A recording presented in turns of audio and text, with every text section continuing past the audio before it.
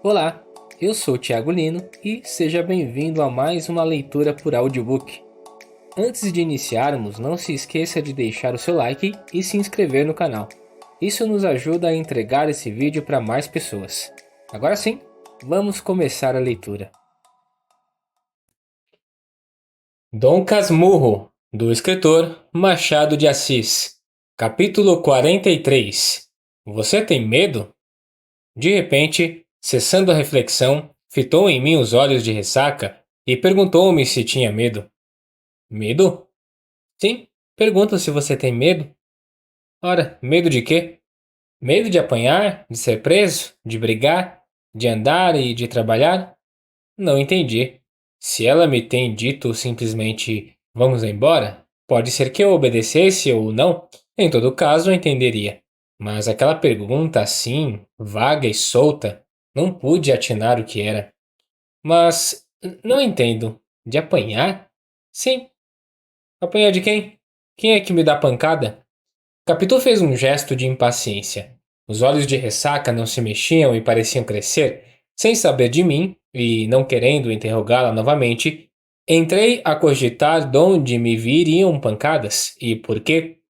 E também por que é que seria preso e quem é que me havia de prender. Valha-me Deus! Vi de imaginação o aljube, uma casa escura e infecta. Também vi a presiganga, o quartel dos barbonos e a casa de correção. Todas essas belas instituições sociais me envolviam no seu mistério, sem que os olhos de ressaca de Capitu deixassem de crescer para mim, a tal ponto que as fizeram esquecer de tudo. O erro de Capitu foi não deixá-los crescer infinitamente. Antes, diminuir até as dimensões normais e dar-lhe o movimento do costume. Capitu tornou ao que era, disse-me que estava brincando. Não precisava afligir-me e, com um gesto cheio de graça, bateu-me na cara, sorrindo, e disse: Medroso. Eu? Mas não é nada, Bentinho. Pois quem é que há de dar pancada ou prender você? Desculpe, que eu hoje estou meia maluca. Quero brincar. E. Não, Capitão. Você não está brincando. Nessa ocasião, nenhum de nós tem vontade de brincar. Tem razão. Foi só maluquice. Até logo. Como até logo? Está me voltando a dor de cabeça. Vou botar uma rodela de limão nas fontes. Fez o que disse e atou o lenço outra vez na testa. Em seguida, acompanhou-me ao quintal para se despedir de mim, mas ainda aí nos detivemos por alguns minutos, sentados sobre a borda do poço. Ventava, o céu estava coberto. Capitu falou novamente da nossa separação, como de um fato certo e definitivo. Por mais que eu, receoso disso mesmo, buscasse agora razões para animá-la. Capitu, quando não falava, riscava no chão, com um pedaço de taquara, narizes e perfis. Desde que se metera a desenhar, era uma das suas diversões. Tudo lhe servia de papel e lápis. Como me lembrassem os nossos nomes abertos por ela no muro, quis fazer o mesmo no chão e pedi-lhe a taquara. Não me ouviu ou não me atendeu. Capítulo 44. O primeiro filho. De cá, deixe escrever uma coisa. Capitu olhou para mim, mas de um modo que me fez lembrar a definição de José Dias, oblíquo e dissimulado. Levantou o olhar sem levantar os olhos. A voz, um tanto sumida, perguntou-me: Diga-me uma coisa, mas fale a verdade. Não quero disfarce. Há de responder com o coração na mão. Que é? Diga. Se você tivesse de escolher entre mim e a sua mãe, a quem escolhia? Eu? Fez-me sinal que sim. Eu escolhia. Mas para que escolher? Mamãe não é capaz de me perguntar isso? Pois sim, mas eu pergunto. Suponha que você está no seminário e recebe a notícia de que eu vou morrer. Ora, não diga isso. Ou que me mato de saudades se você não vier logo e sua mãe não quiser que você venha. Diga-me, você vem? Claro que vem. Contra a ordem de sua mãe? Contra a ordem de minha mãe. Você deixa seminário, deixa sua mãe, deixa tudo para me ver morrer? Não fale em morrer, Capitu. Capitu teve um risinho descorado e incrédulo. e com a taquara escreveu uma palavra no chão. Inclinei-me e li mentiroso. Era tão estranho tudo aquilo que não achei resposta. Não atinava com a razão do escrito, como não atinava com a do falado. Se me acudisse ali uma injúria grande ou pequena, é possível que a escrevesse também com a mesma taquara, mas não me lembrava nada. Tinha a cabeça vazia, ao mesmo tempo, tomei-me de receio de que alguém nos pudesse ouvir ou ler. Quem, se éramos sós? Dona Fortunata chegara uma vez à porta da casa, mas entrou logo depois. A solidão era completa. Lembra-me que umas andorinhas passaram por cima do quintal e foram para os lados do morro de Santa Teresa. Ninguém mais. Ao longe, vozes vagas e confusas, na rua um tropel de bestas, do lado da casa o chilrear dos passarinhos do Pádua. Nada mais, ou somente este fenômeno curioso, que o nome escrito por ela não só me espiava do chão com gesto escarninho, mas até me pareceu que repercutia no ar. Tive então uma ideia ruim. Disse-lhe que, afinal de contas, a vida de padre não era má e eu podia aceitá-la sem grande pena. Como o desforço era pueril, mas eu sentia a secreta esperança de vê-la atirar-se a mim lavada em lágrimas. Capitu limitou-se a arregalar muitos olhos e acabou por dizer: Padre é bom, não há dúvida. Melhor que padre só cônego, por causa das meias roxas. O roxo é cor muito bonita. Pensando bem, é melhor cônego. Mas não se pode ser cônego sem ser primeiramente padre, disse-lhe eu, mordendo os beiços. Bem, comece pelas meias pretas, depois verão as roxas. O que eu não quero perder é a sua missa nova. Avise-me a tempo para fazer um vestido à moda, saia, balão e babados grandes. Mas talvez, nesse tempo, a moda seja outra. A igreja há de ser grande, Carmo ou São Francisco. Ou Candelária. Candelária também. Qualquer serve, contanto que eu ouça a missa nova, e de fazer um figurão. Muita gente há de perguntar: quem é aquela moça faceira que ali está com um vestido tão bonito? Aquela é Dona Capitolina, uma moça que morou na rua de Mata-Cavalos. Que morou? Você vai mudar? Quem sabe onde é que há de morar amanhã? Disse ela com um tom leve de melancolia, mas, tornando logo ao sarcasmo: e você no altar, metido na alva, com capa de ouro por cima, cantando, pater noster? Ah, como eu sinto não ser um poeta romântico para dizer que isto era um duelo de ironias. Contaria os meus botes e os dela, a graça de um e a prontidão de outro, e o sangue correndo e o furor na alma, até ao meu golpe final que foi este. Pois sim, capitão. Você ouvirá a minha missa nova, mas com uma condição. Ao que ela me respondeu: Vossa Reverendíssima pode falar? Promete uma coisa? Que é? Diga se promete. Não sabendo o que é, não prometo. A falar a verdade, são duas coisas, continuei eu, por haver me acudido a outra ideia. Duas? Diga quais são. A primeira é que só se há de confessar comigo para eu lhe dar a penitência e a absolvição. A segunda é que a primeira está prometida, disse ela, vendo-me hesitar, e acrescentou que esperava a segunda. Palavra que me custou, e antes não me chegasse a sair da boca, não ouviria o que ouvi e não escreveria aqui uma coisa que vai talvez achar incrédulos. A segunda, sim, é que me promete que serei eu, o padre, que vai casar você? Que me case? Disse ela, um tanto comovida. Logo depois fez descair os lábios e abanou a cabeça. Não, Bentinho, disse, seria esperar muito. Você não vai ser padre já amanhã? Leva muitos anos. Olhe, prometo outra coisa. Prometo que há de batizar o meu primeiro filho. Capítulo 45. Abane a cabeça, leitor. Abane a cabeça, leitor. Faça todos os gestos de incredulidade. Chegue a deitar fora este livro se o tédio já não o obrigou a isso antes tudo é possível.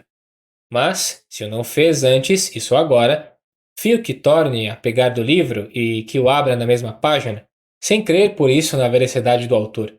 Todavia, não há mais nada exato. Foi assim mesmo que Capitu falou, com tais palavras e maneiras. Falou do primeiro filho, como se fosse a primeira boneca. Quanto ao meu espanto, se também foi grande, veio de mistura com uma sensação esquisita. Percorreu-me um fluido. Aquela ameaça de um primeiro filho, o primeiro filho de Capitu, o casamento dela com outro, portanto, a separação absoluta, a perda, a aniquilação, tudo isso produzia um tal efeito que não achei palavra nem gesto. Eu fiquei estúpido. Capitu sorria. Eu via o primeiro filho brincando no chão. Capítulo 46. As pazes. As pazes fizeram-se com a guerra, depressa. Busca-se eu neste livro a minha glória, e diria que as negociações partiram de mim, mas não, foi ela que as iniciou. Alguns instantes depois, como eu estivesse cabisbaixo, ela baixou também a cabeça, mas voltando os olhos para cima a fim de ver os meus. Fiz-me de rogado, depois quis levantar-me para ir embora, mas nem me levantei, nem sei se iria. Capitu fitou-me uns olhos tão ternos, e a posição os fazia tão súplices que me deixei ficar. Passei-lhe o braço pela cintura. Ela pegou-me na ponta dos dedos e. Outra vez, Dona Fortunata apareceu à porta da casa, não sei para quê, se nem me deixou tempo de puxar o braço, desapareceu logo. Podia ser um simples descargo de consciência, uma cerimônia, como as rezas de obrigação, sem devoção, que se dizem de tropel, a não ser que fosse para certificar aos próprios olhos a realidade que o coração lhe dizia. Fosse o que fosse, o meu braço continuou a apertar a cintura da filha, e foi assim que nos pacificamos. O bonito é que cada um de nós queria agora as culpas para si, e pedíamos reciprocamente perdão. Capitu alegava a insônia, a dor de cabeça, o abatimento do espírito e, finalmente, os seus calundus. Eu, que era muito chorão por esse tempo, senti os olhos molhados, era amor puro, era efeito dos padecimentos da amiguinha, era a ternura da reconciliação. Capítulo 47.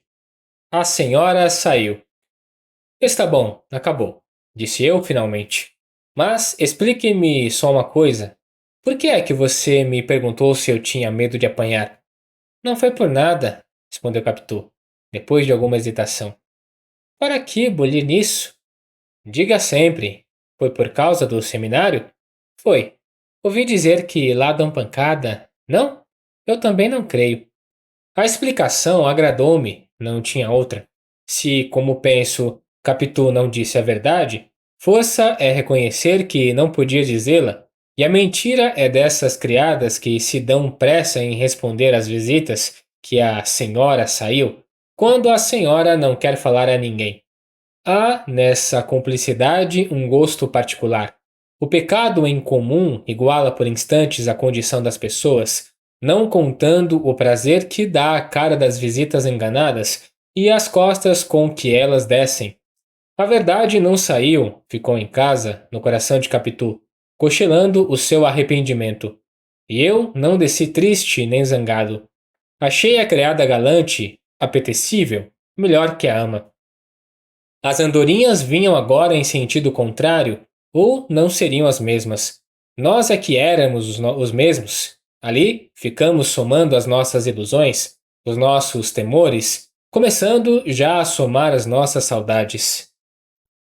Capítulo 48. Juramento do Poço. Não, exclamei de repente. Não o quê? Tinha havido alguns minutos de silêncio, durante os quais refleti muito e acabei por uma ideia. O tom da exclamação, porém, foi tão alto que espantou a minha vizinha.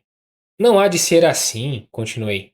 Dizem que não estamos em idade de casar, que somos crianças, criançolas. Já ouvi dizer criançolas. Bem, mas 2 ou 3 anos passam depressa. Você jura uma coisa? Jura que só há de casar comigo? Capitu não hesitou em jurar e até lhe vi as faces vermelhas de prazer. Jurou 2 vezes e uma terceira. Ainda que você case com outra, cumprirei o meu juramento, não casando nunca. Eu case com outra? Tudo pode ser, Bentinho. Você pode achar outra moça que ele queira, apaixonar-se por ela e casar. Quem sou eu para você lembrar-se de mim nessa ocasião? Mas eu também juro. Juro, Capitu. Juro por Deus, nosso Senhor, que só me casarei com você. Basta isso? Devia bastar, disse ela. Eu não me atrevo a pedir mais. Sim, você jura. Mas juremos por outro modo. Juremos que nos havemos de casar um com o outro, haja o que houver. Compreendeis a diferença? Era mais que a eleição do cônjuge. Era a afirmação do matrimônio. A cabeça da minha amiga sabia pensar claro e depressa. Realmente, a fórmula anterior era limitada, apenas exclusiva. Podíamos acabar solteirões, como o sol e a lua, sem mentir ao juramento do poço. Esta fórmula era a melhor e tinha a vantagem de me fortalecer o coração contra a investidura eclesiástica. Juramos pela segunda fórmula e ficamos tão felizes que todo receio de perigo desapareceu. Éramos religiosos, tínhamos o céu por testemunha. Eu nem já temi o seminário. Se teimarem muito, irei, mas faço de conta que é um colégio qualquer. Não tomo ordens. Capitu temia a nossa separação, mas acabou aceitando este alvitre, que era o melhor. Não afligíamos minha mãe, e o tempo correria até o ponto em que o casamento pudesse fazer-se. Ao contrário, qualquer resistência ao seminário confirmaria a denúncia de José Dias. Esta reflexão não foi minha, mas dela. Capítulo 49. Uma vela aos sábados. Eis aqui como, após tantas canseiras, tocávamos o porto a que nos devíamos ter abrigado logo. Não nos censures, piloto de má morte, não se navegam corações como os outros mares deste mundo. Estávamos contentes, entramos a falar do futuro. Eu prometi a minha esposa uma vida sossegada e bela, na roça ou fora da cidade. Viríamos aqui uma vez por ano. Se fosse um arrabalde, seria longe, onde ninguém nos fosse aborrecer. A casa, na minha opinião, não devia ser grande nem pequena, um meio termo. Plantei-lhe flores, escolhi móveis, uma sege e um oratório. Sim, havíamos de ter um oratório bonito, alto, de jacarandá, com a imagem de Nossa Senhora da Conceição. Demorei-me mais nisto que no resto, em parte porque éramos religiosos, em parte para compensar a batina que eu ia deitar às urtigas. Mas ainda restava uma parte que atribuo ao intuito secreto e inconsciente de captar a proteção do céu. Havíamos de acender uma vela aos sábados. Capítulo 50. Um meio termo. Meses depois, fui para o seminário de São José. Se eu pudesse contar as lágrimas que chorei na véspera e na manhã, somaria mais que todas as vertidas desde Adão e Eva. Há nisto alguma exageração, mas é bom ser enfático, uma ou outra vez, para compensar este escrúpulo de exatidão que me aflige. Entretanto, se eu me ativer só à lembrança da sensação, não fico longe da verdade. Aos 15 anos, tudo é infinito. Realmente, por mais preparado que estivesse, padeci muito. Minha mãe também padeceu, mas sofria com a alma e o coração. Demais, o padre Cabral achara um meio termo, experimentar-me a vocação, se no fim de 2 anos eu não revelasse vocação eclesiástica, seguiria outra carreira. As promessas devem ser cumpridas conforme Deus quer. Suponha que Nosso Senhor nega a disposição ao seu filho e que o costume do seminário não lhe dá o gosto que me concedeu a mim, é que a vontade divina é outra. A senhora não podia pôr em seu filho, antes de nascido, uma vocação que Nosso Senhor lhe recusou. Era uma concessão do padre. Dava à minha mãe um perdão antecipado, fazendo vir do credor a revelação da dívida. Os olhos dela brilharam, mas a boca disse que não. José Dias, não tendo alcançado ir comigo para a Europa, agarrou-se ao mais próximo e apoiou o alvitre do senhor protonotário. Só lhe parecia que 1 ano era bastante. Estou certo, disse ele, piscando-me o olho, que dentro de 1 ano A vocação eclesiástica do nosso Bentinho se manifesta clara e decisiva. Há de ser um padre de mão cheia. Também, se não vier, em um ano, e a mim, mais tarde em particular, vá por um ano passa depressa. Se não sentir gosto nenhum, é que Deus não quer, como diz o padre, e nesse caso, o meu amiguinho, o melhor remédio é a Europa. Capitu deu-me igual conselho, quando minha mãe lhe anunciou a minha ida definitiva para o seminário. Minha filha, você vai perder o seu companheiro de criança. Fez-lhe tão bem este tratamento de filha, era a primeira vez que minha mãe lhe dava, que nem teve tempo de ficar triste. Beijou-lhe a mão e disse-lhe que já sabia disso por mim mesmo. Em particular, animou-me a suportar tudo com paciência. No fim de um ano, as coisas estariam mudadas e um ano andava depressa. Não foi ainda a nossa despedida. Esta fez-se na véspera, por um modo que pede capítulo especial. O que unicamente digo aqui é que, ao passo que nos prendíamos um ao outro, ela ia prendendo minha mãe, fez-se mais assídua e terna, vivia ao pé dela, com os olhos nela. Minha mãe era de natural simpático e igualmente sensível. Tanto se doía como se aprazia de qualquer coisa. Entrou a achar em Capitu uma porção de graças novas, de dotes finos e raros. Deu-lhe um anel dos seus e algumas galanterias.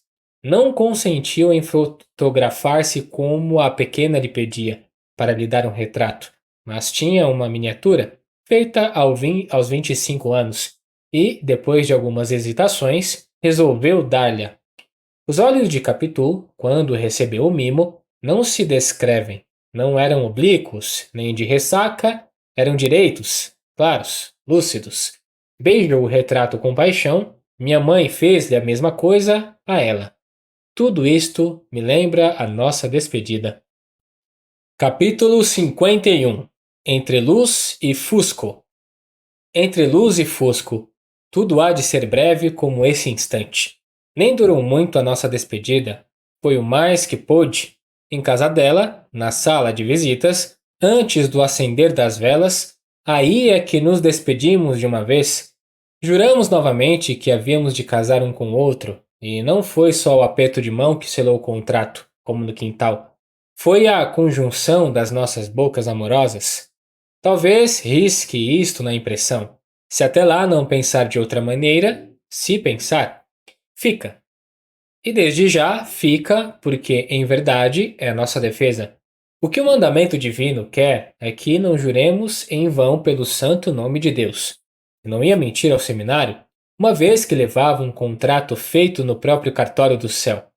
Quanto ao selo, Deus, como fez as mãos limpas, assim fez os lábios limpos, e a malícia está antes na tua cabeça perversa que na daquele casal de adolescentes. Oh, minha doce companheira da meninice, eu era puro, e puro fiquei, e puro entrei na aula de São José, a buscar de aparência a investidura sacerdotal, e antes dela a vocação. Mas a vocação eras tu, a investidura eras tu. Capítulo 52. O velho Pádua. Já agora conto também os adeuses do velho Pádua. Logo cedo veio à nossa casa. Minha mãe disse-lhe que fosse falar-me ao quarto. Dá licença? Perguntou-me, metendo a cabeça pela porta. Fui apertar-lhe a mão. Ele abraçou-me com ternura. Seja feliz, disse-me. A mim e a toda a minha gente, creia que ficam muitas saudades. Todos nós estimamos muito ao Senhor como merece. Se lhe disserem outra coisa, não acredite. São intrigas. Também eu, quando me casei, fui vítima de intrigas. Desfizeram-se. Deus é grande e descobre a verdade. Se algum dia perder sua mãe e seu tio, coisa que eu, por esta luz que me alumia, não desejo, porque são boas pessoas, excelentes pessoas, na verdade. E eu sou grato a finezas recebidas. Não, eu não sou como outros, certos parasitas, vindos de fora para a desunião das famílias, aduladores baixos. Não, eu sou de outra espécie. Não vivo papando os jantares nem morando em casa alheia.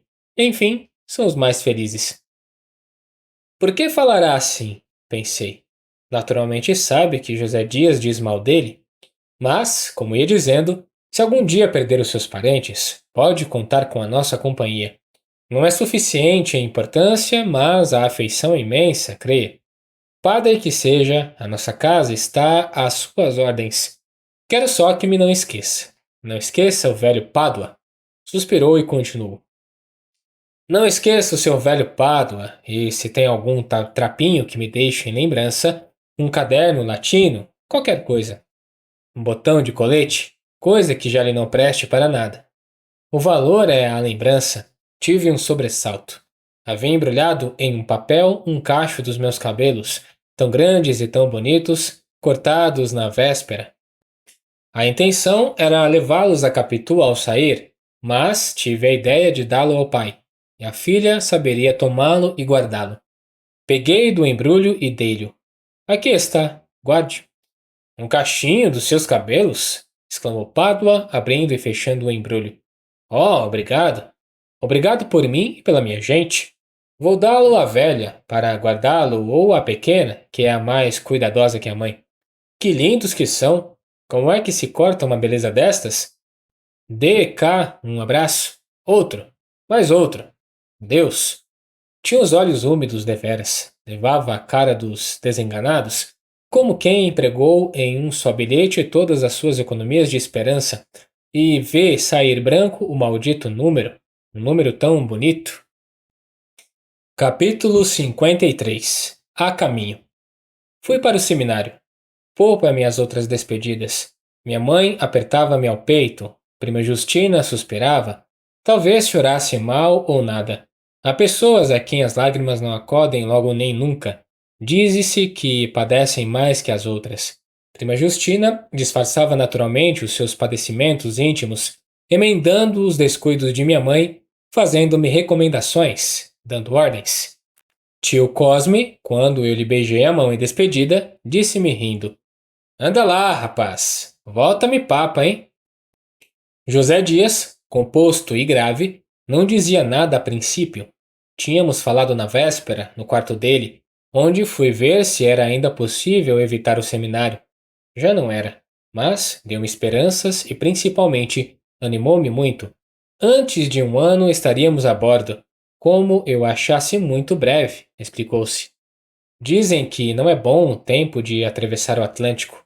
Vou indagar. Se não for, iremos em março ou abril. Posso estudar medicina aqui mesmo. José Dias correu os dedos pelos suspensórios com um gesto de impaciência. Apertou os beiços, até que, formalmente, rejeitou o alvitre. Não duvidaria aprovar a ideia, disse ele, se na escola de medicina não ensinassem exclusivamente a podridão alopata. A alopatia é o erro dos séculos e vai morrer. É o assassinato, é a mentira, é a ilusão. Se lhe disserem que pode aprender na escola de medicina aquela parte da ciência comum a todos os sistemas, é verdade. A alopatia é erro na terapêutica. Fisiologia, anatomia, patologia não são alopáticas nem homeopáticas, mas é melhor aprender logo tudo de uma vez, por livros e por língua de homens cultores da verdade. Assim falara na véspera e no quarto, agora não dizia nada, ou proferia algum aforismo sobre a religião e a família. Lembro-me deste: dividi-lo com Deus é ainda possuí-lo. Quando minha mãe me deu o último beijo, quadro amantíssimo, suspirou ele.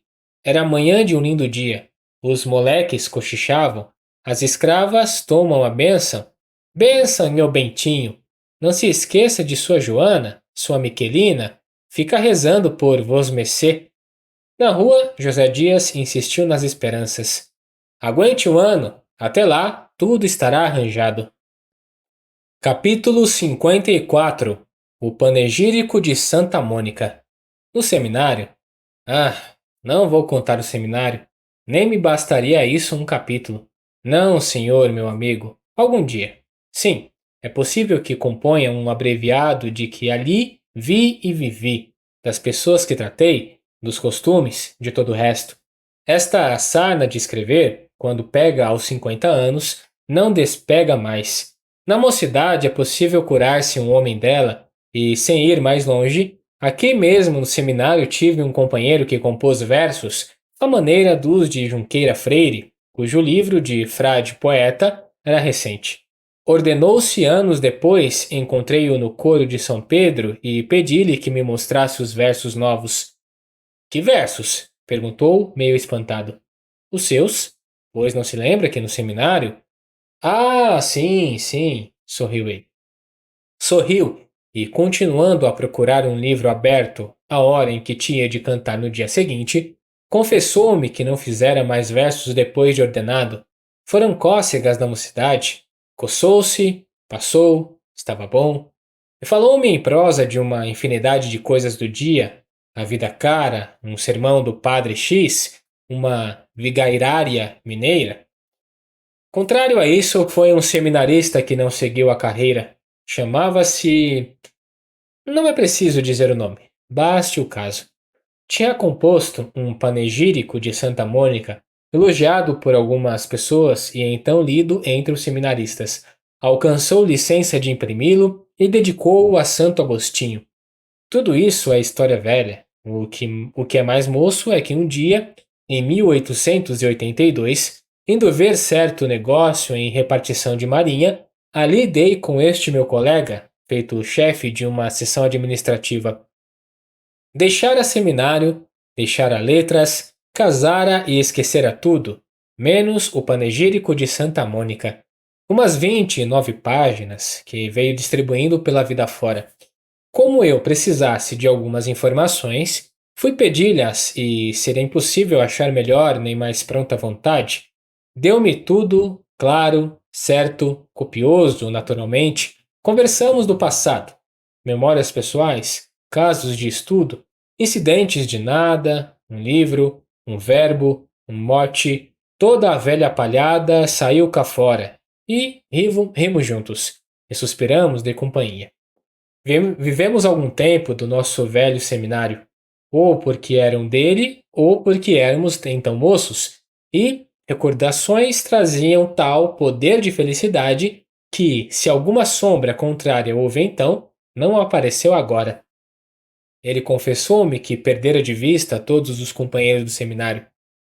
Também eu, quase todos, uma vez ordenados, voltaram naturalmente às suas províncias e, os daqui, tomaram vigairárias fora. Bom tempo, suspirou ele. E, após alguma reflexão, fitando em mim os olhos murchos e teimosos, me perguntou: Conservou o meu panegírico? Não achei o que dizer. Tentei mover os beiços, mas não tinha palavra. Afinal, perguntei: Panegírico? Que panegírico? O meu panegírico de Santa Mônica? Não me lembrou logo, mas a explicação devia bastar, e depois de alguns instantes de pesquisa mental, respondi que por muito tempo o conservara, mas as mudanças, as viagens, hei de levar-lhe um exemplar. Antes de 24 horas estava em minha casa, com um folheto velho de 26 anos, encardido, manchado do tempo, mas sem lacuna, com uma dedicatória manuscrita e respeitosa. É o penúltimo exemplar, disse-me. Agora só me resta um, que não posso dar a ninguém.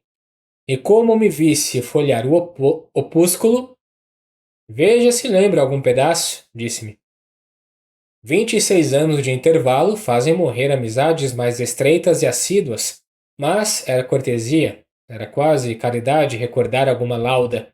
Li umas delas, acentuando certas frases para lhe dar a impressão de que achavam eco em minha memória. Concordou que fossem belas, mas preferia outras, e apontou-as. Recorda-se bem? Perfeitamente. Panegírico de Santa Mônica. Como isto me faz remontar os anos da minha mocidade. Nunca me esqueceu o seminário, creio. Os anos passam, os acontecimentos vêm uns sobre os outros, e as sensações também. E vieram amizades novas que também se foram depois. Como é lei da vida. Pois, meu caro colega, nada fez apagar aquele tempo da nossa convivência. Os padres, as lições, os recreios. Ah, os nossos recreios. Lembra-se? O padre Lopes. Oh, o padre Lopes. Ele, com os olhos no ar, devia estar ouvindo, e naturalmente ouvia, mas só me disse uma palavra, e ainda assim, depois de algum tempo de silêncio, recolhendo os olhos em um suspiro. Tem agradado muito este meu panegírico? Capítulo 55. Um soneto. Dita a palavra, apertou-me as mãos com as forças todas de um vasto agradecimento, despediu-se e saiu. Fiquei só com o panegírico, e o que as folhas dele me lembraram foi tal que merece um capítulo ou mais. Antes, porém, e porque também eu tive o meu panegírico, contarei a história de um soneto que nunca fiz.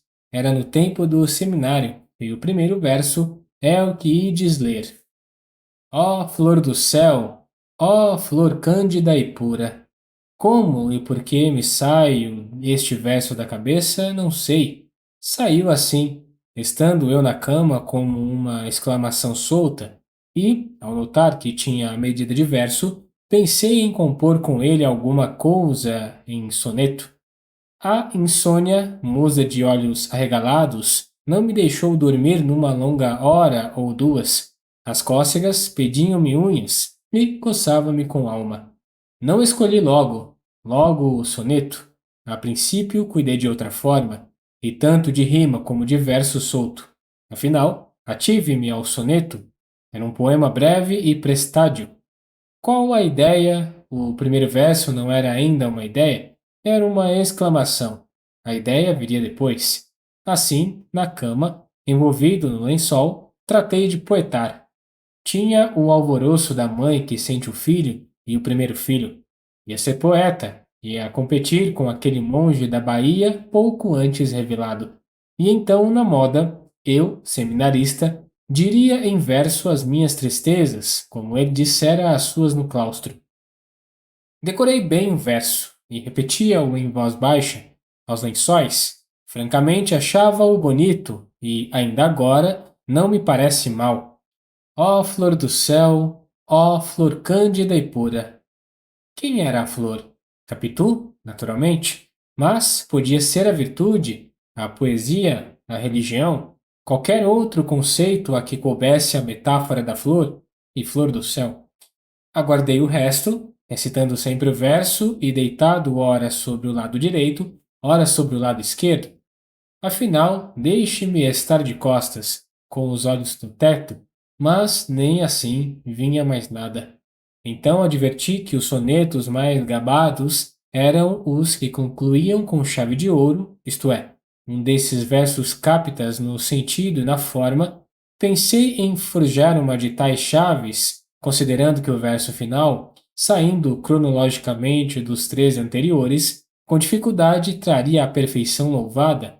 Imaginei que tais chaves eram fundidas antes da fechadura. Assim foi que me determinei a compor o último verso do soneto, e, depois de muito suar, saiu este: Perde-se a vida, ganha-se a batalha. Sem vaidade, e falando como se fosse de outro, era um verso magnífico, sonoro, não há dúvida, e tinha um pensamento: a vitória ganha à custa da própria vida. Pensamento alevantado e nobre. Que não fosse novidade é possível, mas também não era vulgar, e ainda agora não explico porque via misteriosa entrou numa cabeça de tão poucos anos. Naquela ocasião, achei-o sublime. Recitei uma e muitas vezes a chave de ouro. Depois repeti os dois versos seguidamente e dispus-me a ligá-los pelos 12 centrais. A ideia agora, à vista do último verso, pareceu-me melhor não ser Capitu. Seria a justiça. Era mais próprio dizer que, na pugna pela justiça, perde-se-ia acaso a vida, mas a batalha ficava ganha. Também me ocorreu aceitar a batalha, no sentido natural, e fazer dela a luta pela pátria, por exemplo. Nesse caso, a flor do céu seria a liberdade. Esta acepção, porém, sendo o poeta um seminarista, podia não caber tanto como a primeira, e gastei alguns minutos em escolher uma ou outra. Achei melhor a justiça, mas afinal, Aceitei definitivamente uma ideia nova à caridade e recitei os 2 versos, cada um ao seu modo, um languidamente. Ó flor do céu, ó flor cândida e pura, e o outro com grande brio. Perde-se a vida, ganha-se a batalha. A sensação que tive é que ia sair um soneto perfeito. Começar bem e acabar bem não era pouco. Para me dar um banho de inspiração, evoquei alguns sonetos célebres e notei que os mais deles eram facílimos. Os versos saíam uns dos outros, com a ideia em si, tão naturalmente, e se não acabava de crer se ela é o que os fizera, se eles é que a suscitavam. Então, tornava o meu soneto, e novamente repetia o primeiro verso e esperava o segundo. O segundo não vinha, nem o terceiro, nem o quarto, não vinham nenhum. Tive alguns ímpetos de raiva e mais de uma vez pensei em sair da cama e ir ver tinta e papel. Pode ser que, escrevendo, os versos acudissem, mas, cansado de esperar, lembrou-me alterar o sentido do último verso com a simples transposição de 2 palavras assim: ganha-se a vida, perde-se a batalha. O sentido vinha a ser justamente o contrário, mas talvez isso mesmo trouxesse a inspiração. Neste caso, era uma ironia. Não exercendo a caridade, pode-se ganhar a vida, mas perde-se a batalha do céu. Criei forças novas e esperei. Não tinha janela. Se tivesse, é possível que fosse pedir uma ideia à noite. E quem sabe se os vagalumes, luzindo cá embaixo, não seriam para mim como rimas das estrelas, e esta viva metáfora não me daria os versos esquivos, com os seus consoantes e sentidos próprios? Trabalhei em vão, busquei, catei, esperei, não vieram os versos. Pelo tempo adiante, escrevi algumas páginas em prosa e agora estou compondo esta narração, não achando maior dificuldade que escrever bem ou mal. Pois, senhores, nada me consola daquele soneto que não fiz. Mas, como eu creio que os sonetos existem feitos, como as odes e os dramas e as demais obras de arte, por uma razão de ordem metafísica, dou esses 2 versos ao primeiro desocupado que os quiser. Ao domingo, ou se estiver chovendo, ou na roça, em qualquer ocasião de lazer, pode tentar ver se o soneto sai. Tudo é dar-lhe uma ideia e encher o centro que falta. Capítulo 56. Um seminarista. Tudo meia repetindo o diabo do opúsculo, com as suas letras velhas e citações latinas. Vi sair daquelas folhas muito perfis de seminaristas os irmãos Albuquerques, por exemplo, um dos quais é cônego na Bahia, enquanto o outro seguiu medicina e dizem haver descoberto um específico contra a febre amarela. Viu Bastos, um magricela que está de vigário em meia ponte. Se não morreu, já Luiz Borges, apesar de padre, fez-se político e acabou senador do Império. Quantas outras caras me fitavam nas páginas frias do panegírico? Não, não eram frias. Traziam o calor da juventude nascente, o calor do passado, o meu próprio calor. Queria lê-las outra vez e lograva entender algum texto tão recente como no primeiro dia, ainda que mais breve. Era um encanto ir por ele, às vezes inconscientemente, dobrava a folha como se estivesse lendo de verdade. Creio que era quando os olhos me caíam na palavra do fim da página e a mão, acostumada a ajudá-los, fazia o seu ofício. Eis aqui outro seminarista.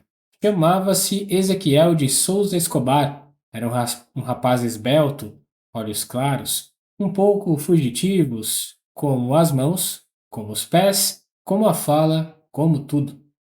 Quem não estivesse acostumado com ele podia acaso sentir-se mal, não sabendo por onde ele pegasse. Não o fitava de rosto, não falava claro, nem em seguida as mãos não apertavam as outras, nem se deixavam apertar delas, porque os dedos, sendo delgados e curtos, quando a gente cuidava tê-los entre os seus, já não tinha nada. O mesmo digo dos pés, que iria depressa, estavam aqui como lá.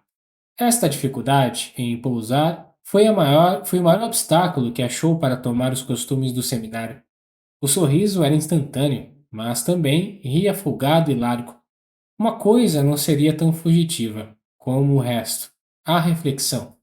Íamos dar com ele, muitas vezes, olhos enfiados em si, cogitando. Respondiam-nos sempre que meditava algum ponto espiritual, ou então que recordava a lição da véspera. Quando ele entrou na minha intimidade, pedia-me frequentemente explicações e repetições miúdas, e tinha memória para guardá-las todas até as palavras. Talvez esta faculdade prejudicasse alguma outra. Era mais velho que eu 3 anos, filho de um advogado de Curitiba, aparentado com um comerciante do Rio de Janeiro, que servia de correspondente ao pai. Este era homem de fortes sentimentos católicos. Escobar tinha uma irmã que era um anjo, dizia ele. Não é só na beleza que é um anjo, mas também na bondade. Não imagina que boa criatura que ela é. Escreve-me muitas vezes, hei de mostrar-lhe as cartas dela. De fato, eram simples e afetuosas, cheias de carícias e conselhos.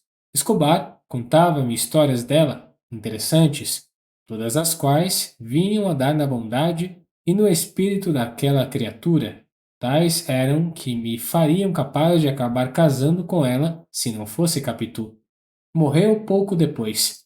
Eu, seduzido pelas palavras dele, estive quase a contar-lhe logo a minha história. A princípio, fui tímido, mas ele fez-se entrado na minha confiança. Aqueles modos fugitivos cessavam quando ele queria, e o meio e o tempo os fizeram mais pousados. Escobar veio abrindo a alma toda, desde a porta da rua até o fundo do quintal. A alma da gente, como sabes, é uma casa assim disposta, não raro com janelas para todos os lados, muita luz e ar puro. Também as há fechadas e escuras, sem janelas ou com poucas e gradeadas, à semelhança de conventos e prisões. Outros sim, capelas e bazares, simples alpendres ou passos suntuosos. Não sei o que era a minha, eu não era ainda Casmurro, nem Dom Casmurro. O receio é que me tolhia a franqueza, mas como as portas não tinham chaves nem fechaduras, bastava empurrá-las, e Escobar empurrou-as e entrou. Cá o achei dentro, cá ficou, até que. Capítulo 57. De preparação. Mas não eram só os seminaristas que me iam saindo daquelas folhas velhas do panegírico. Elas me trouxeram também sensações passadas, tais e tantas que eu não poderia dizê-las todas sem tirar espaço ao resto. Uma dessas, e das primeiras, quisera contá-la aqui em latim. Não é que a matéria não ache termos honestos em nossa língua, que é casta para os castos, como pode ser torpe para os torpes. Sim, leitura castíssima, como diria o meu finado José Dias, podeis ler o capítulo até o fim, sem susto nem vexame. Já agora meto a história em outro capítulo. Por mais composto que este me saia, há sempre no assunto alguma coisa menos austera que pede umas linhas de repouso e preparação. Sirva este de preparação. E isto é muito, leitor meu amigo. O coração, quando examina a possibilidade do que há de vir, as proporções dos acontecimentos e a cópia deles, fica robusto e disposto, e o mal é menor mal. Também, se não fica então, não fica nunca. E aqui verás tal ou qual esperteza minha, porquanto, ao ler o que vais ler, é provável que o aches menos cru do que esperavas. Capítulo 58. O Tratado. Foi o caso que, uma segunda-feira, voltando eu para o seminário, vi cair na rua uma senhora. O meu primeiro gesto, em tal caso, devia ser de pena ou de riso. Não foi uma nem outra coisa. Porquanto, e isto que eu quisera dizer em latim, porquanto a senhora tinha as meias muito lavadas e não as sujou, levava ligas de seda e não as perdeu. Várias pessoas acudiram, mas não tiveram tempo de a levantar. Ela ergueu-se, muito vexada, sacudiu-se, agradeceu e enfiou pela rua próxima. Este gosto de imitar as francesas da Rua do Ouvidor, dizia-me José Dias, andando e comentando a queda é evidentemente um erro. As nossas moças devem andar como sempre andaram, com seu vagar e paciência, e não este tique-tique afrancesado. Eu mal podia ouvi-lo. As meias e as ligas da senhora branqueavam e enroscavam-se diante de mim, e andavam, caíam, erguiam-se e iam-se embora. Quando chegamos à esquina, olhei para outra rua e vi, à distância, a nossa desastrada que ia no mesmo passo, tique-tique, tique-tique. Parece que não se machucou, disse eu. Tanto melhor para ela, mas é impossível que não tenha arranhado os joelhos. Aquela presteza é manha. Creio que foi manha, que ele disse. Eu fiquei nos joelhos arranhados. Dali em diante, até o seminário, não vi mulher na rua, a quem não desejasse uma queda. Há algumas, adivinhei que traziam as meias esticadas e as ligas justas. Tal haveria que nem levasse meias. Mas eu as via com elas, ou então, também é possível. Vou esgarçando isto com reticências para dar uma ideia das minhas ideias, que eram assim difusas e confusas. Com certeza não dou nada. A cabeça ia-me quente e o andar não era seguro. No seminário, a primeira hora foi insuportável. As batinas traziam um ar de saias e lembravam-me a queda da senhora. Já não era uma só que eu via cair. Todas as que eu encontrara na rua mostravam-me agora de relance as ligas azuis. Eram azuis. De noite, sonhei com elas. Uma multidão de abomináveis criaturas veio andar à roda de mim, tique-tique. Eram belas, umas finas, outras grossas, todas ágeis como o diabo. Acordei, busquei afugentá-las com esconderijos e outros métodos, mas tão depressa dormi como tornaram, e, com as mãos presas em volta de mim, faziam um vasto círculo de saias ou trepadas no ar, choviam pés e pernas sobre a minha cabeça. Assim fui até a madrugada. Não dormi mais. Rezei Padre Nossos, Ave-Marias e Credos, e, sendo este livro a verdade pura, é força confessar que tive de interromper mais de uma vez as minhas orações para acompanhar no escuro uma figura ao longe, tique-tique, tique-tique. Pegava depressa na oração, sempre no meio para consertá-la bem, como se não tivesse havido interrupção. Mas certamente não unia a frase nova à antiga. Vendo o mal pela manhã adiante, tentei vencê-lo, mas por um modo que o não perdesse de todo. Sábios da Escritura, adivinhai o que podia ser. Foi isto. Não podendo rejeitar de mim aqueles quadros, recorri a um tratado entre a minha consciência e a minha imaginação. As visões fêmenes seriam de hora avante consideradas como simples encarnações dos vícios, e por isso mesmo contempláveis, como o melhor modo de temperar o caráter e aguerri-lo para os combates ásperos da vida. Não formulei isto por palavras, nem foi preciso. O contrato fez-se tacitamente, com alguma repugnância, mas fez-se. E por alguns dias era eu mesmo que evocava as visões para fortalecer-me, e não as rejeitava, senão quando elas mesmo de cansadas se iam embora. Capítulo 59. Convivas de boa memória. Há dessas reminiscências que não descansam antes que a pena ou a língua as publique. Um antigo dizia a renegar de conviva que tem boa memória. A vida é cheia de tais convivas, e eu sou acaso um deles, conquanto a prova de ter a memória fraca seja exatamente não me acudir agora o nome de tal antigo, mas era um antigo e basta. Não, a minha memória não é boa. Ao contrário, é comparável a alguém que tivesse vivido por hospedarias, sem guardar delas nem caras nem nomes e somente raras circunstâncias. Há quem passe a vida na mesma casa de família, com os seus eternos móveis e costumes, pessoas e afeições, é que se lhe grava tudo pela continuidade e repetição. Como eu invejo os que não reesqueceram a cor das primeiras calças que vestiram. Eu não atino com a das que enfiei ontem. Juro só que não eram amarelas porque execro essa cor, mas isso mesmo pode ser ouvido e confusão. E antes seja ouvido que confusão. Explico-me. Nada se emenda bem nos livros confusos, mas tudo se pode meter nos livros omissos. Eu, quando leio algum desta outra casta, não me aflijo nunca. O que faço, em chegando ao fim, é cerrar os olhos e evocar todas as coisas que não achei nele.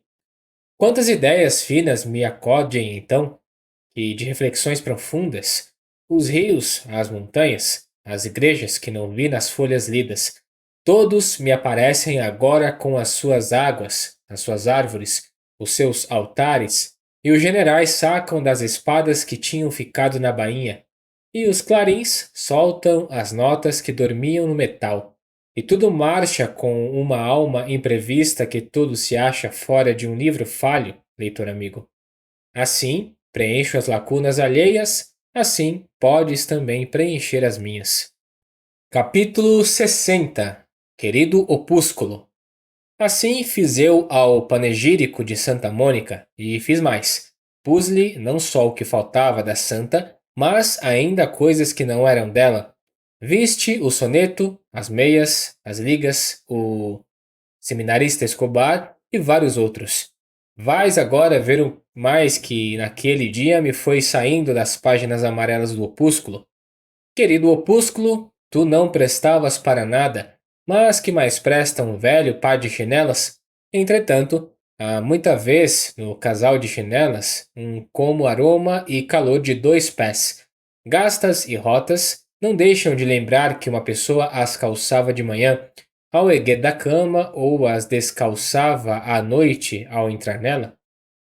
E se a comparação não vale, porque as chinelas não são ainda uma parte da pessoa e tiveram contato dos pés, aqui estão outras lembranças, como a pedra da rua, a porta da casa, um assobio particular, um pregão de quitanda, como naquele das cocadas que contei no capítulo 18. Justamente, quando contei o pregão das cocadas, fiquei tão curtido de saudades que me lembrou fazê-lo escrever por um amigo, mestre de música, e grudá-lo às pernas do capítulo. Se depois já retei o capítulo, foi porque outro músico, a quem o mostrei, me confessou ingenuamente não achar no trecho escrito nada que lhe acordasse saudades. Para que não aconteça o mesmo aos outros profissionais que porventura me lerem, melhor é poupar ao editor do livro o trabalho e a despesa da gravura. Vês que não pus nada, nem ponho. Já agora creio que não basta que os pregões de rua, como os opúsculos de seminário, encerrem casos, pessoas e sensações. É preciso que a gente os tenha conhecido e padecido no tempo, sem o que tudo é calado e incolor. Mas vamos ao mais que me foi saindo das páginas amarelas. Capítulo 61. A vaca de Homero. O mais foi muito. Vi saírem os primeiros dias da separação, duros e opacos, sem embargo das palavras de conforto que me deram os padres e os seminaristas e as de minha mãe e tio Cosme, trazidas por José Dias ao seminário. Todos estão saudosos, disse-me este, mas a maior saudade está naturalmente no maior dos corações. E qual é ele? Perguntou escrevendo a resposta nos olhos. Mamãe, acudi eu. José Dias apertou-me as mãos com alvoroço. E logo pintou a tristeza de minha mãe, que falava de mim todos os dias, quase todas as horas. Como a aprovasse sempre e acrescentasse alguma palavra relativamente aos dotes que Deus lhe dera, o desvanecimento de minha mãe nessas ocasiões era indescritível, e contava-me tudo isso cheio de uma admiração lacrimosa. Tio Cosme também se enternecia muito. Ontem até se deu um caso interessante. Tendo eu dito à Excelentíssima que Deus lhe dera, não a um filho, mas um anjo do céu, e doutor ficou tão comovido que não achou outro modo de vencer o choro, senão fazendo-me um daqueles elogios de galhofa que só ele sabe. Não é preciso dizer que Dona Glória enxugou furtivamente uma lágrima. Ou ela não fosse mãe. Que coração amantíssimo! Mas, senhor José Dias, e a minha saída daqui? Isso é negócio meu. A viagem à Europa é o que é preciso, mas pode fazer-se daqui a 1 ou 2 anos, em 1859 ou 1860? Nossa, tão tarde. Era melhor que fosse este mesmo ano, mas demos tempo em tempo. Tenha paciência, vá estudando. Não se perde nada em ir sabendo já daqui alguma coisa. E demais, ainda não acabando o padre, a vida do seminário é útil. E vale sempre entrar no mundo ungido com os santos olhos da teologia. Neste ponto, lembra-me como se fosse hoje. Os olhos de José Dias fulguraram tão intensamente que me encheram de espanto. As pálpebras caíram depois, e assim ficaram por alguns instantes, até que novamente se ergueram e os olhos fixaram-se na parede do pátio, como que embebidos em alguma coisa, se não era em si mesmos. Depois, despegaram-se da parede e entraram a vagar pelo pátio todo. Podia compará-lo aqui à vaca de Homero, andava e gemia em volta da cria que acabava de parir. Não lhe perguntei o que é que tinha, já por acanhamento, já porque duas lentes, um deles de teologia, tinha caminhado na nossa direção. Ao passarem por nós, o agregado que os conhecia cortejou-os com as deferências devidas e pediu-lhes notícias minhas. Por ora, nada se pode afiançar, disse um deles, mas parece que dará conta da mão. O que eu lhe dizia agora mesmo? Acudiu José Dias. Conto ouvir-lhe a missa nova, mas, ainda que não chegue a ordenar-se, não pode ter melhores estudos que os que fizer aqui. Para a viagem da existência, concluiu demorando mais as palavras, irá ungido com os santos olhos da teologia. Desta vez, a fulguração dos olhos foi menor. As pálpebras não lhe caíram nem as pupilas fizeram os movimentos anteriores. Ao contrário, todo ele era atenção e interrogação. Quando muito, um sorriso claro e amigo lhe errava nos lábios. O lente, ou a lente de teologia, gostou da metáfora e disse-lhe, ele agradeceu, explicando que eram ideias que lhe escapavam no correr da conversação. Não escrevia nem orava. Eu é que não gostei nada. E logo que os lentes se o foram, sacudi a cabeça. Não quero saber dos santos olhos da teologia. Desejo sair daqui o mais cedo que puder. Ou já. Já, meu anjo, não pode ser. Mas pode suceder que muito antes do que imaginamos. Quem sabe se este mesmo ano de 58 tenho um plano feito e penso já nas palavras com que hei de expô-lo a Dona Glória. Estou certo que ela cederá e irá conosco. Duvido que mamãe embarque. Veremos. Mãe é capaz de tudo, mas com ela ou sem ela, tenho por certa a nossa ida e não haverá esforço que eu não a empregue. Deixe estar. Paciência é que é preciso. E não faça aqui nada que dê lugar a censuras ou queixas. Muita docilidade e toda a aparente satisfação. Não ouviu o elogio do Lente? É que você tem se portado bem. Pois, continue. Mas 1859 ou 1860 é muito tarde. Será este ano, replicou José Dias. Daqui a 3 meses? Ou 6? Não, 3 meses. Pois sim, pois sim. Tenho agora um plano, que me parece melhor que outro qualquer. É combinar a ausência de vocação eclesiástica e a necessidade de mudar de ares. Você, por que não tosse? Por que eu tosso? Como assim? Agora não exatamente agora. Mas eu hei de avisar você para tossir, quando for preciso, aos poucos, uma tossezinha seca e algum fastio. Eu irei preparando a Excelentíssima. Ah, tudo isto é em benefício dela. Uma vez que o filho não pode servir a igreja como deve ser servida, o melhor modo de cumprir a vontade de Deus é dedicá-lo a outra coisa. O mundo também é igreja para os bons. Pareceu-me outra vez a vaca de Homero, como se este mundo também é igreja para os bons fosse outro bezerro, irmão dos santos olhos da teologia. Mas não dei tempo à ternura materna e repliquei. Ah, entendo. Mostrar que estou doente para embarcar, não é? José Dias hesitou um pouco, depois explicou-se. Mostrar a verdade, porque, francamente, Bentinho, eu há meses que desconfio de seu peito. Você não anda bom do peito. Em pequeno, teve umas febres e uma ronqueira. Passou tudo. Passou tudo, mas há dias em que está mais descorado. Não digo que já seria o mal, mas o mal pode vir depressa. Numa hora cai a casa. Por isso, se aquela Santa Senhora não quiser ir conosco, ou para que vá mais depressa, acho que uma boa tosse. Se a tosse há de vir de verdade, melhor é apressá-la. Deixe estar, eu aviso. Bem, mas em saindo daqui não há de ser para embarcar logo. Saio primeiro, depois cuidaremos do embarque. O embarque é que pode ficar para o ano. Não dizem que o melhor tempo é abril ou maio? Pois que seja maio. Primeiro deixo o seminário daqui a 2 meses. E porque a palavra me estivesse a pigarrear na garganta, dei uma volta rápida e perguntei-lhe a queima-roupa. E Capitu, como vai? Capítulo 62. Uma ponta de Iago. A pergunta era imprudente, na ocasião em que eu cuidava de transferir o embarque. Equivalia a confessar que o motivo principal, ou único, da minha repulsa ao seminário era Capitu e fazer crer improvável a viagem. Compreendi isto depois que falei.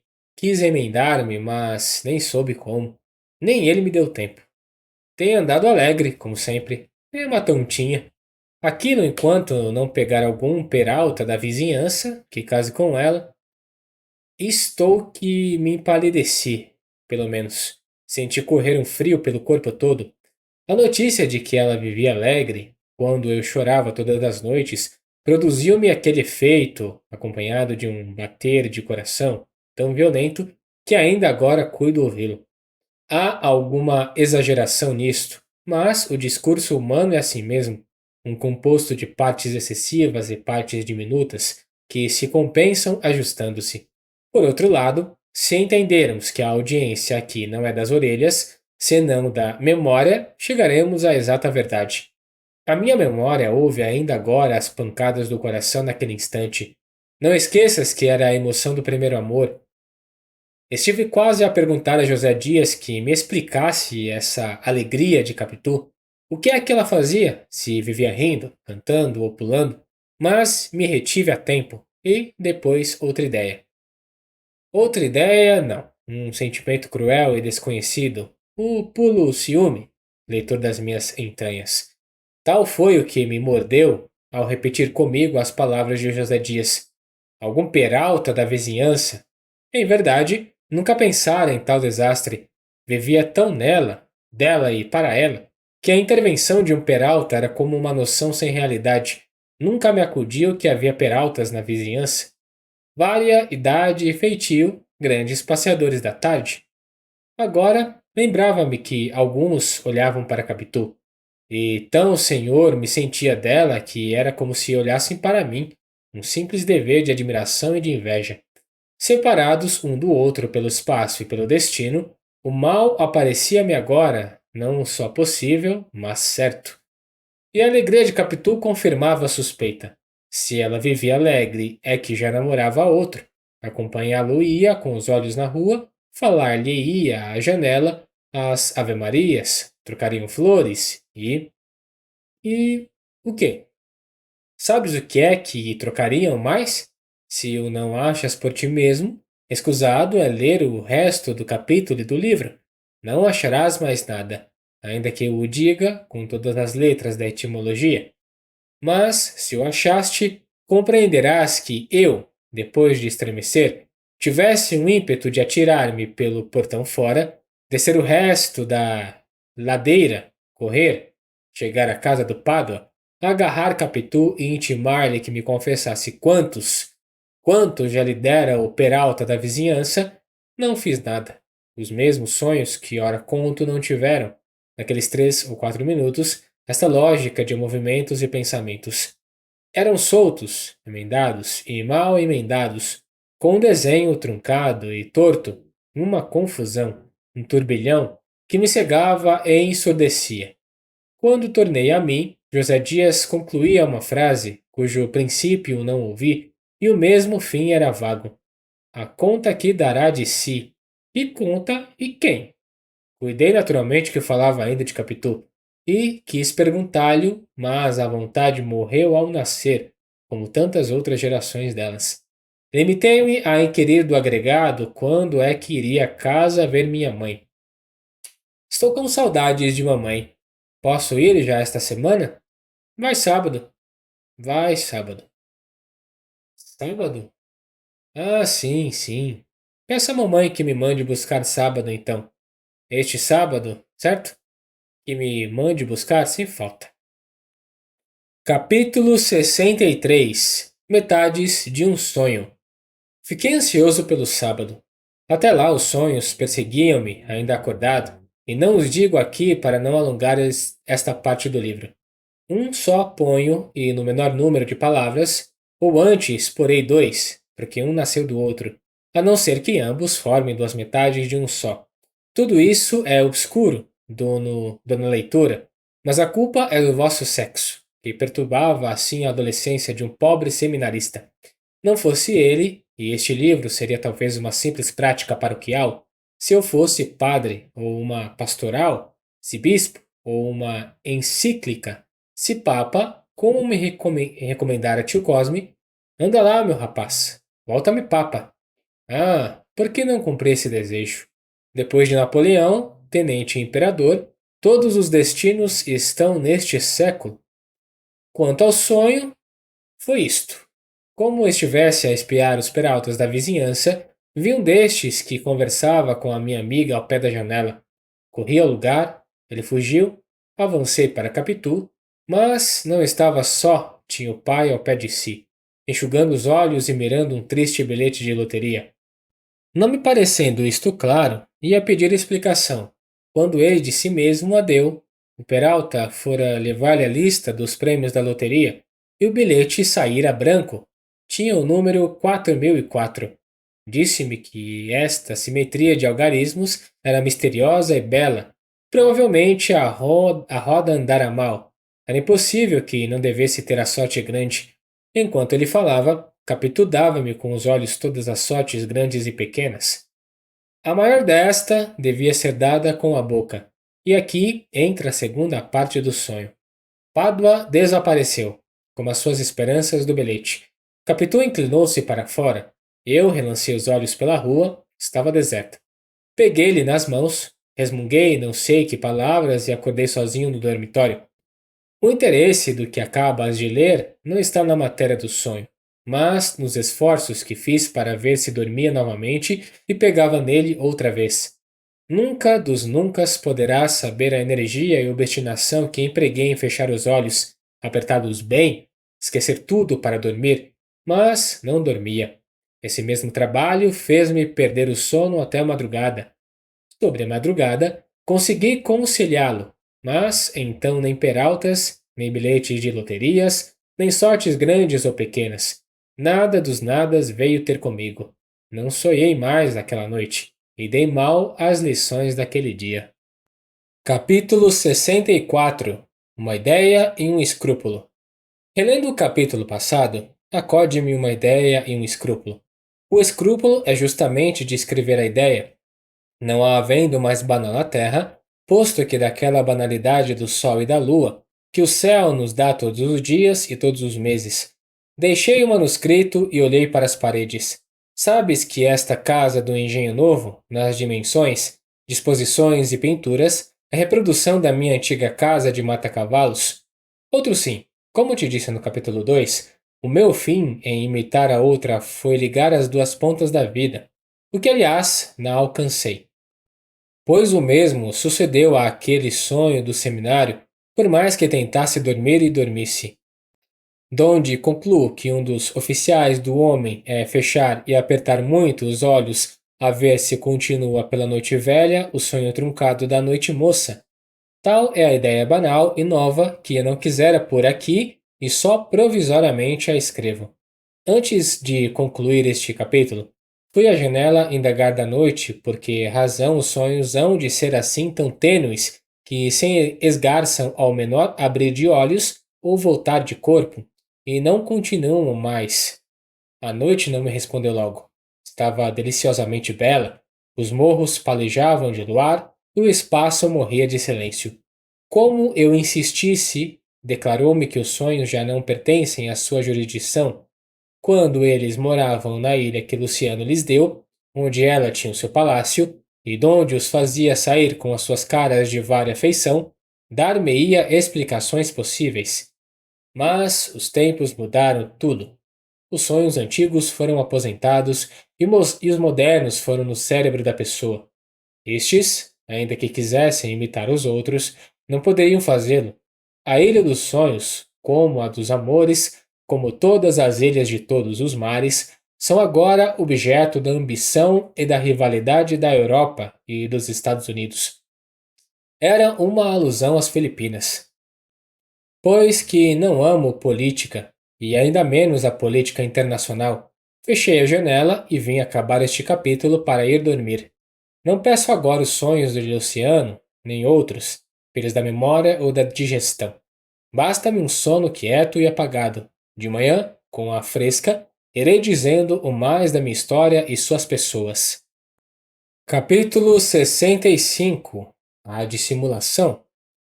Chegou o sábado, chegaram outros sábados, e eu acabei afeiçoando-me à vida nova, e alternando a casa e o seminário. Os padres gostavam de mim, os rapazes também, e Escobar mais que os rapazes e os padres. No fim de 5 semanas, estive quase a contar a este as minhas penas e esperanças. Capitu me refriou. Escobar é muito meu amigo, Capitu. Mas não é meu amigo. Pode vir a ser, ele já me disse que há de vir cá para conhecer mamãe. Não importa, você não tem direito de contar um segredo que não é só seu, mas também meu, e eu não lhe dou licença de dizer nada a pessoa nenhuma. Era justo. Me calei e obedeci. Outra coisa em que obedeci às suas reflexões foi, logo no primeiro sábado, quando eu fui à casa dela e, após alguns minutos de conversa, me aconselhou a ir embora. Hoje não fique aqui mais tempo. Vá para casa, e eu lá vou logo. É natural que Dona Glória queira estar com você muito tempo, ou todo se puder. Em tudo isso mostrava minha amiga tanta lucidez que eu bem podia deixar de citar um terceiro exemplo. Mas os exemplos não se fizeram senão para ser citados, e este é tão bom que a omissão seria um crime.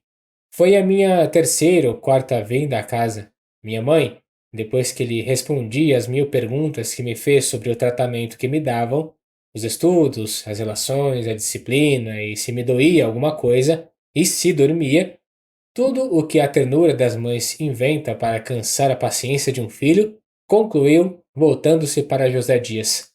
Senhor José Dias, ainda duvida que saia daqui um bom padre? Excelentíssima. E você, Capitu? Interrompeu minha mãe, voltando-se para a filha do Pádua, que estava na sala com ela. Você não acha que o nosso Bentinho dará um bom padre? Acho que sim, senhora, respondeu Capitu, cheia de convicção. Não gostei da convicção. Assim lhe disse, na manhã seguinte, no quintal dela, recordando as palavras da véspera, e lançando-lhe em rosto, pela primeira vez, a alegria que ela mostrara desde a minha entrada no seminário, quando eu vivia curtido de saudades.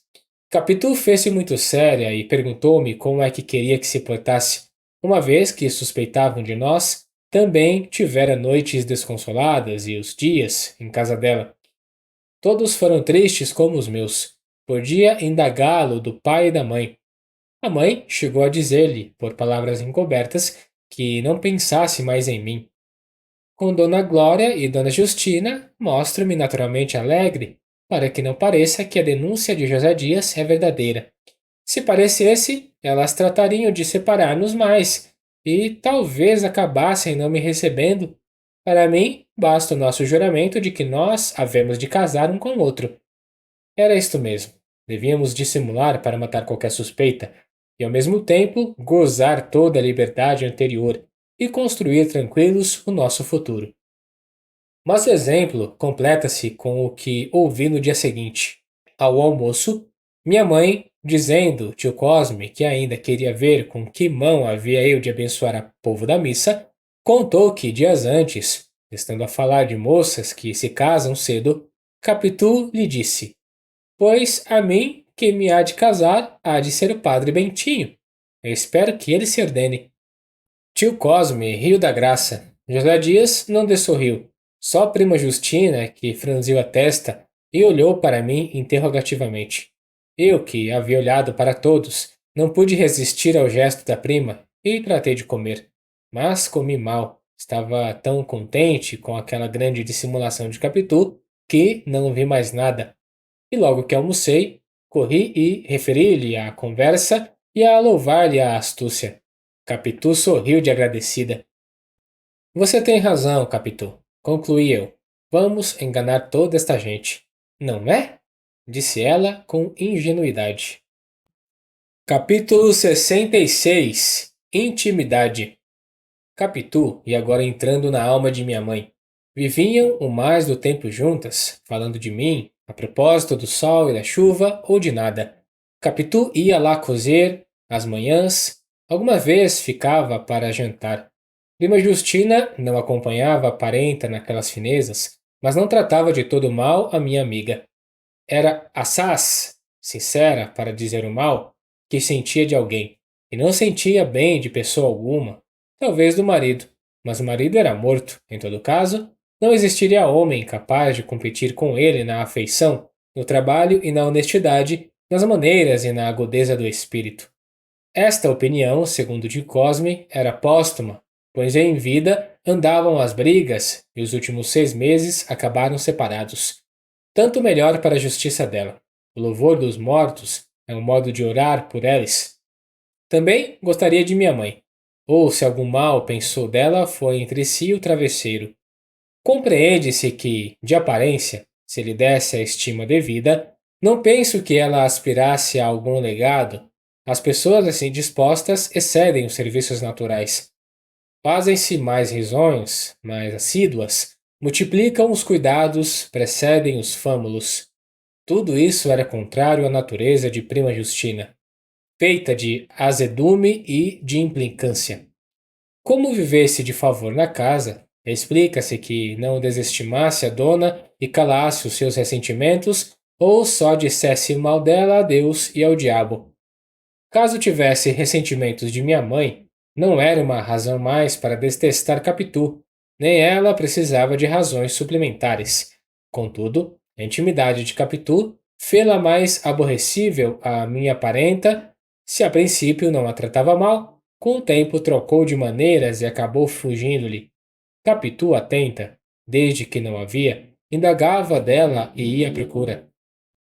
Prima Justina tolerava esses cuidados. A vida é cheia de obrigações que a gente cumpre, por mais vontade que tenha de as infligir deslavadamente. Demais, Capitu usava certa magia que cativa.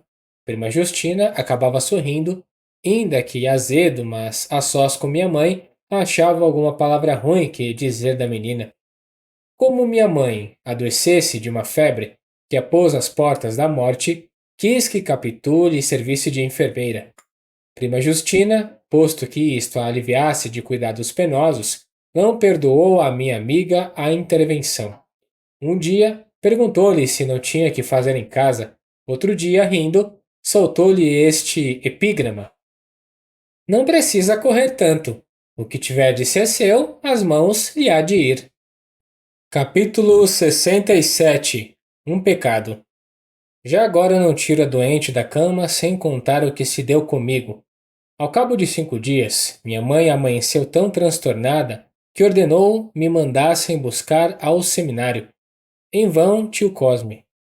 Mana Glória, você assusta-se sem motivo, a febre passa. Não, não, mandem buscá-lo. Posso morrer e a minha alma não se salva, se Bentinho não estiver ao pé de mim. Vamos assustá-lo. Pois não lhe digam nada, mas vão buscá-lo. Já, já, não se demorem. Cuidaram, fosse delírio, mas, não custando nada trazer-me, Gélia Dias foi incumbido do recado. Entrou tão atordoado que me assustou.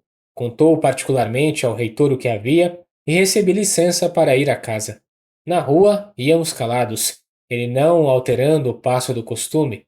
A premissa antes da consequência, a consequência antes da conclusão, mas, cabisbaixo e suspirando, eu temendo ler no rosto dele alguma notícia dura e definitiva, só me falara na doença como um negócio simples, mas o chamado, o silêncio, os suspiros podiam dizer alguma coisa a mais. O coração batia-me com força, as pernas bambeavam-me. Mais de uma vez cuidei cair. O anseio de escutar a verdade complicava-se em mim com o temor de a saber. Era a primeira vez que a morte me parecia assim perto, me envolvia, me encarava com os olhos furados e escuros. Quanto mais andava aquela rua dos Barbonos, mais me aterrava a ideia de chegar a casa, de entrar, de ouvir os prantos, de ver um corpo defunto. Ah, eu não poderia nunca expor aqui tudo o que senti naqueles terríveis minutos. A rua, por mais que José Dias andasse superlativamente devagar, parecia fugir-me debaixo dos pés. As casas voavam de um e outro lado, e uma corneta que, nessa ocasião, tocava no quartel dos municipais permanentes, ressoava aos meus ouvidos como a trombeta do juízo final. Fui, cheguei aos arcos, entrei na rua de Mata-Cavalos. A casa não era logo ali, mas muito além da dos Inválidos, perto da do Senado. 3 ou 4 vezes quisera interrogar o meu companheiro, sem ousar abrir a boca, mas agora já nem tinha tal desejo. Ia só andando, aceitando o pior, como um gesto do destino, como uma necessidade da obra humana. E foi então que a esperança, para combater o terror, me segredou ao coração não essas palavras, pois nada articulou parecido com palavras, mas uma ideia que poderia ser traduzida por elas. Mamãe defunta acaba o seminário. Leitor, foi um relâmpago. Tão depressa alumiou a noite, como se esvaiu e a escuridão fez-se mais cerrada, pelo efeito do remorso que me ficou, foi uma sugestão da luxúria e do egoísmo. A piedade filial desmaiou um instante, com a perspectiva da liberdade certa, pelo desaparecimento da dívida e do devedor. Foi um instante, menos que um instante, o centésimo de um instante, ainda assim, o suficiente para complicar a minha aflição com um remorso. José Dias suspirava. Uma vez olhou para mim tão cheio de pena que me pareceu haver-me adivinhado, e eu quis pedir-lhe que não dissesse nada a ninguém, que eu ia castigar-me, e etc. Mas a pena trazia tanto amor que não podia ser pesar do meu pecado, mas então era sempre a morte de minha mãe. Senti uma angústia grande, um nó na garganta, e não pude mais. Chorei de uma vez. Que é, Bentinho? Mamãe? Não, não. Que ideia é essa? O estado dela é gravíssimo, mas não é mal de morte. E Deus pode tudo. Enxugue os olhos, que é feio um mocinho da sua idade andar chorando na rua. Não há de ser nada, uma febre. As febres, assim como dão com força, assim também se vão embora. Com os dedos, não. Onde está o seu lenço? Enxuguei os olhos, posto que de todas as palavras de José Dias, uma só me ficasse no coração. Foi aquele gravíssimo. Vi depois que ele só queria dizer grave, mas o uso do superlativo faz a boca longa, e, por amor do período, José Dias fez crescer a minha tristeza. Se achares neste livro algum caso da mesma família, me avise, leitor, para que o emende na segunda edição. Nada há mais feio que dar pernas longuíssimas a ideias brevíssimas. Enxuguei os olhos, repito, e fui andando, ansioso, agora por chegar a casa e pedir perdão à minha mãe do ruim pensamento que tive. Enfim, chegamos, entramos, subi trêmulo os 6 degraus da escada, e daí a pouco, debruçado sobre a cama, ouvi as palavras ternas de minha mãe que me apertava muito as mãos chamando-me seu filho. Estava queimando os olhos, ardiam nos meus. Toda ela parecia consumida por um vulcão interno. Ajoelhei-me ao pé do leito, mas como este era alto, fiquei longe das suas carícias. Não, meu filho, levanta, levanta. Capitu, que estava na alcova, gostou de ver a minha entrada, os meus gestos, palavras e lágrimas, segundo me disse depois, mas não suspeitou naturalmente todas as causas da minha aflição. Entrando no meu quarto, pensei em dizer tudo à minha mãe, logo que ela ficasse boa, mas esta ideia não me mordia. Era uma veleidade pura, uma ação que eu não faria nunca, por mais que o pecado me doesse. Então, levado de remorso, usei ainda uma vez do meu velho meio das promessas espirituais e pedi a Deus que me perdoasse e salvasse a vida de minha mãe, e eu lhe rezaria 2000 Padre Nossos. Padre que me lês, perdoa este recurso. Foi a última vez que a empreguei. A crise em que me achava, no menos que o costume e a fé, explica tudo. Eram mais 2000. Onde iam os antigos? Não paguei uns nem outros. Mas, saindo de almas cândidas e verdadeiras, tais promessas são como a moeda fiduciária, ainda que o devedor não as pague. Valem a soma que dizem. Capítulo 68. Adiemos a virtude. Poucos teriam ânimo de confessar aquele meu pensamento da rua de Mata-Cavalos. Eu confessarei tudo o que importar à minha história. Montaigne escreveu de si: não são meus gestos que escrevo, é eu, é a minha essência. Ora, há só um modo de escrever a própria essência, é contá-la toda, o bem e o mal. Tal faço eu, à medida que me vai lembrando e convidando à construção ou reconstrução de mim mesmo. Por exemplo, agora que contém um pecado, diria com muito gosto alguma apelação contemporânea, se me lembrasse, mas não me lembra. Fica transferida a melhor oportunidade. Nem perderás em esperar, meu amigo. Ao contrário, acode-me agora que não só as belas ações são belas em qualquer ocasião, como são também possíveis e prováveis, pela teoria que tenho dos pecados e das virtudes, não menos simples que clara. Reduz-se a isto que cada pessoa nasce com um certo número deles e delas, aliados por matrimônio para se compensarem na vida. Quando um de tais cônjuges é mais forte que o outro, ele só guia o indivíduo, sem que este, por não haver praticado tal virtude ou cometido tal pecado, se possa dizer isento de um ou de outro. Mas a regra é dar-se a prática simultânea dos dois, com vantagem do portador de ambos, e alguma vez com resplendor maior da terra e do céu. Pena que eu não possa fundamentar isto com um ou mais casos estranhos. Falta-me tempo. Pelo que me toca, é certo que nasci com alguns daqueles casais e naturalmente ainda os possuo. Já me sucedeu, aqui no Engenho Novo, por estar uma noite com muita dor de cabeça, desejar que o trem da central estourasse longe dos meus ouvidos e interrompesse a linha por muitas horas, ainda que morresse alguém. E no dia seguinte perdi o trem da mesma estrada, por ter ido dar a minha bengala a um cego que não trazia bordão. Estas são as minhas ações. Esta é a minha essência. E chegamos ao final do vídeo.